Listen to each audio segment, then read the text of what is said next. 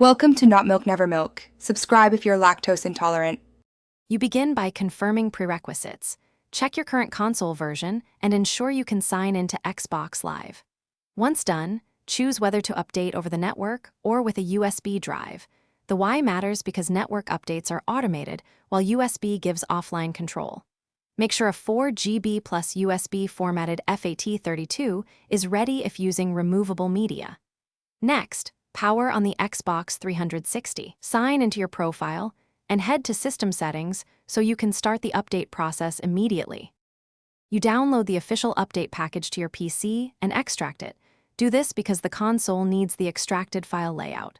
Once extracted, format your USB to FAT32. This lets the Xbox 360 read it reliably.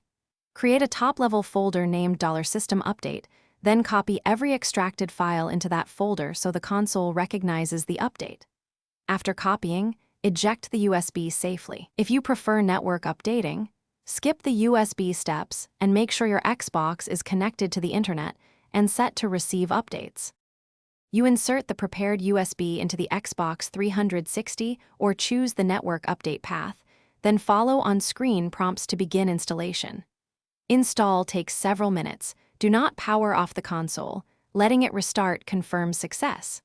Once the update completes, verify system version in System Settings and test online services. If something goes wrong, retry the USB method. Ensure the drive is FAT32 formatted and $System Update is correct. Or clear the system cache and attempt the update again to resolve common errors. Thanks for watching. If this was helpful, leave a like and consider subscribing. See you next time.